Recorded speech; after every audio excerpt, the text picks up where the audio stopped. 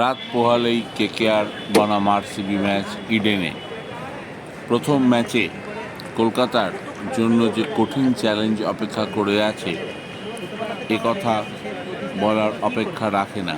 যদিও এমনিতে ইডেনে বেঙ্গালুরুর বিরুদ্ধে বরাবর কেকেআরের রেকর্ড ভালো, বেশিরভাগ ক্ষেত্রেই জিতেছে তারা। ওভারঅল হেড টু হেডেও বেঙ্গালুরুকে বেশিরভাগই হারিয়েছে কেকেআর। তবে এবার কেকেআরের উপর আরও বেশি চাপ, কারণ তারা গতবারের চ্যাম্পিয়ন। সুতরাং এবার তারা ডিফেন্ডিং চ্যাম্পিয়ন হিসেবে নিজেদের মুকুট ধরে রাখতে পারে কি না, এটা একটা বিশাল বড় প্রশ্ন। গতকালের মতো আজকেও পৌঁছে গিয়েছিলাম ইডেনে আপনাদের এক্সক্লুসিভ কিছু প্র্যাকটিসের মুহূর্ত দেখাবো বলে।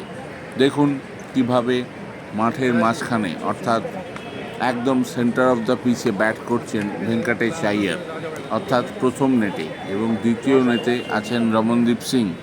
কখনো বরুণ চক্রবর্তী বল করছেন, কখনো মায়াঙ্ক মার্কান্ডে বল করছেন, কখনো হর্ষিত রানা বল করছেন।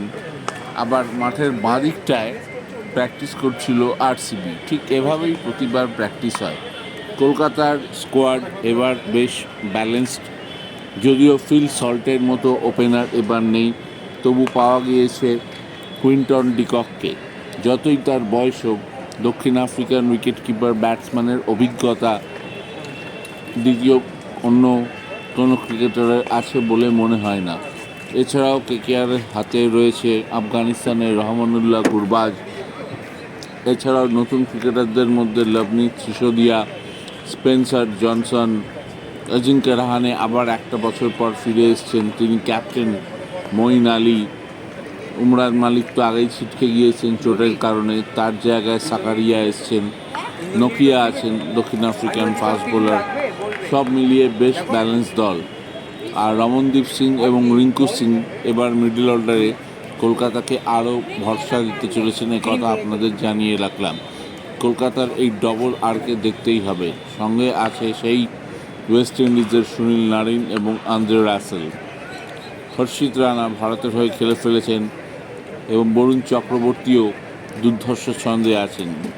এবার খেলা হবে কি না, বৃষ্টি বাদলের সম্ভাবনা আছে, তবে আশা করা যায় খেলা হবে।